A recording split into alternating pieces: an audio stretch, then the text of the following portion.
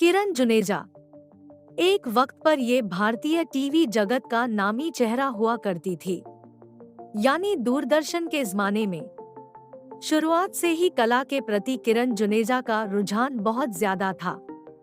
ये बढ़िया चित्रकारी करती थी, नाटकों में हिस्सा लिया करती थी और खेलकूद में भी आगे रहती थी। कॉलेज के दिनों में तो अभिनय में तो इनका मन कुछ ऐसा लगा कि खुद को पूरी तरह से नाटकों के लिए समर्पित कर दिया। अभिनय के अलावा नाट्य निर्देशन भी इन्होंने खूब किया। चित्रकला भी साथ ही जारी रही और नाटकों व चित्रकला में इन्होंने खूब पुरस्कार जीते।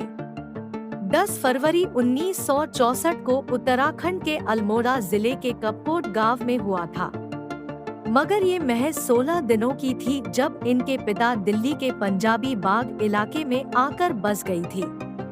इनके पिता गुरमुख जुनेजा पेशे से डॉक्टर थे। बच्चों के बेहतर भविष्य के लिए ही वो अपनी पत्नी और बेटा बेटी को साथ लेकर उत्तराखंड से दिल्ली आ गए थे। किरण और उनके बड़े भाई की पढ़ाई लिखाई और परवरिश दिल्ली में हुई थी। 80 के दशक में जब ये कॉलेज स्टूडेंट थी, तब ही इन्होंने मॉडलिंग शुरू कर दी थी और देखते ही देखते ये भारत की नामी मॉडल बन गई। कई बड़े ब्रांड्स के लिए इन्होंने विज्ञापन किए। साल 1984 में शाहीन नाम की एक फिल्म से किरण जुनेजा का फिल्मी करियर भी शुरू हो गया। साथ ही कुछ टीवी शोज में भी इन्होंने अहम किरदार निभाए, जैसे पेइंग गेस्ट और वाह जना। फिर तो टीवी की दुनिया में ये इतनी मशहूर हुई कि इनके खाते में दूरदर्शन के कई नामी शोज आए, जैसे ये जो है जिंदगी, किस्मत, स्वाभिमान, जुनून, सुराग व और भी कुछ। लेकिन जिस शो में इनकी एक्टिंग की तारीफ लोगों ने सबसे ज्यादा की, वो था बुनियाद। बुनियाद में ये हवेली राम की बहन वीरावली बनी थी। वीरावली का इनका वो किरदार इतना मशहूर हुआ कि उस वक्त कई नौजवान लड़के इनसे शादी करने के ख्वाब भी देखने लगे थे। एक दफा तो दिल्ली के इनके घर पर एक माँ बेटा पहुंच गए। उस लड़के की माँ ने किरण जी की माँ से कहा कि मेरा बेटा वीरावली से शादी करना चाहता है, आप इसकी शादी वीरावली से करा दीजिए, हम लोग अच्छे घर के लोग हैं, रुपए पैसे से भी मजबूत है। तब इनकी माँ ने उन माम बेटों को बड़ी मुश्किल से समझाया कि जो स्क्रीन पर आपने वीरावली को देखा है, वो असल जिंदगी में वैसी बिल्कुल भी नहीं है, वो उसके ठीक उलट है और फिलहाल वो शादी करने वाली भी नहीं है। बुनियाद के अलावा B.R. चोपड़ा की महाभारत में इनका निभाया गंगा का किरदार भी यादगार बन गया था। जिस वक्त B.R. चोपड़ा ने पहली दफा महाभारत के लिए किरण जुनेजा से बात की थी, तब वो इन्हें गांधारी के रोल में कास्ट करना चाहते थे, पर चूंकि उन्हीं दिनों ये बुनियाद की भी शूटिंग रही थी, तो इन्होंने चोपड़ा साहब से कहा कि गांधारी का रोल तो बहुत लंबा है, मेरे लिए इसे करना मुश्किल है, क्योंकि बुनियाद की शूटिंग में मेरा काफी वक्त लग जाता है।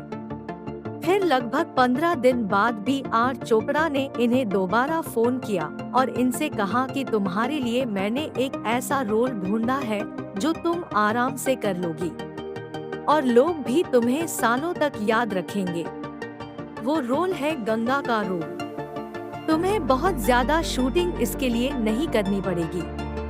B.R. चोपड़ा का ये ऑफर किरण जुनेजा को पसंद आया और इस तरह ये बनी महाभारत में गंगा मैया। साल 1986 में आई एक मिसाल नाम की फिल्म में ये लीड भूमिका में थी।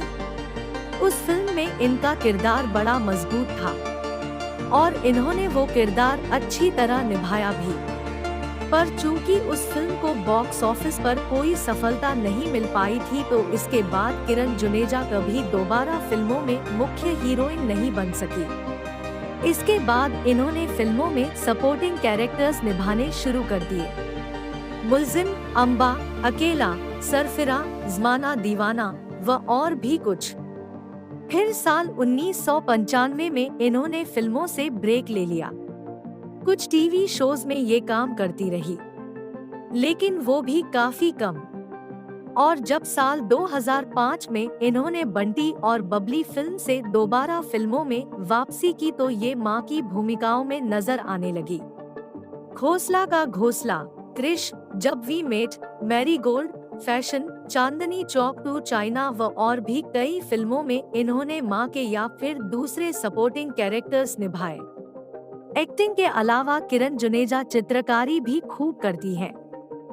साथ ही दूरदर्शन के शो कोशिश से कामयाबी तक में ये होस्ट की भूमिका में भी नजर आती है। किरण जुनेजा ने फिल्म इंडस्ट्री की नामी शख्सियत और बहुत बड़े डायरेक्टर रमेश सिप्पी से शादी की है।